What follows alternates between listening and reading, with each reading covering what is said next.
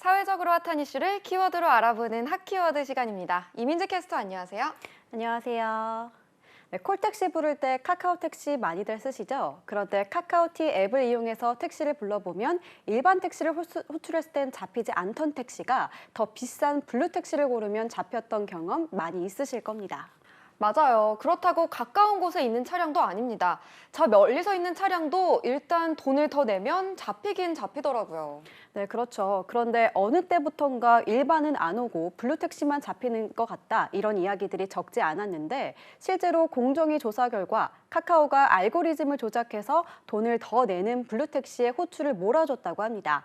바로 자신들이 운영하는 가맹택시를 늘리기 위해서였는데요. 어떻게 이런 일이 가능했던 건지 핫키워드에서 짚어보겠습니다. 왜 자꾸 돈을 더 내는 블루 택시만 잡히는 건가 의혹이 있었는데요. 사실이라는 게 드러났군요. 네, 맞습니다. 카카오티 앱에서는 카카오 모빌리티가 가맹 계약을 맺은 카카오티 블루 택시와 그냥 앱 호출만 받는 비가맹 택시로 나뉘어져 있는데요. 공정거래위원회는 카카오 모빌리티가 가맹 택시들이 승객들의 배차 요청을 더 신속하게 자동으로 수락하도록 알고리즘을 조작해 사실상 코를 몰아줬다라고 판단을 했습니다. 원래대로라면 호출비 3,000원인 블루 서비스를 부른 승객만 우선 배차받아야 하는데요. 그렇지 않다는 거군요.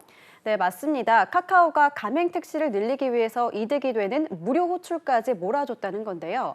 예를 들어 승객 2, 4분 거리의 비가맹 택시보다 먼 6분 거리의 가맹 택시가 더 유리하게 배차했다는 겁니다. 네, 이런 방법이라면 가맹 택시가 결국 비가맹 택시보다 훨씬 더 많은 호출을 받고 수입도 생기는 거 아닌가요?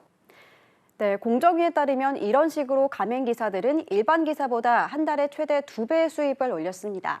게다가 요즘은 거의 앱을 사용해서 택시를 부르고 그것도 가장 많이 사용하는 카카오티에 결국 택시 기사가 몰릴 수밖에 없겠죠. 그 결과 가맹 택시의 점유율은 2019년 14.2%에서 2년 만에 73.7%로 수직 상승했습니다. 가맹 택시는 카카오의 매출의 10% 안팎을 수수료로 내는 조건으로 가입할 수 있는데 카카오만 배가 부르게 되는 거죠. 그래서 이번에 공정위에서 과징금 부과 결정을 했다고요? 네, 맞습니다. 공정위는 카카오 모빌리티의 시정 명령과 함께 과징금 257억 원을 부과했습니다. 가맹 택시가 비가맹 택시보다 훨씬 많은 호출과 수입을 누리게 되자 가맹 택시가 급증해서 결국 카카오의 독과점이 강화됐기 때문입니다. 카카오 모빌리티에서 이번 공정위의 조사 결과를 그대로 받아들였나요? 카카오 모빌리티는 승객 편의를 위한 결정이었다고 주장하며 과징금 257억 원 부과에 대해서도 행정소송을 예고했습니다. 그 근거로 카카오 모빌리티 측은 수락률에 의한 배차는 택시기사의 승차 거부를 줄이기 위한 전략이라고 맞서고 있는데요. 성실하게 호출을 받는다면 누구든 AI 추천 배차를 받을 수 있다고 반박하고 있습니다. 요즘 택시 요금이 많이 올라서 부담이 큰데요.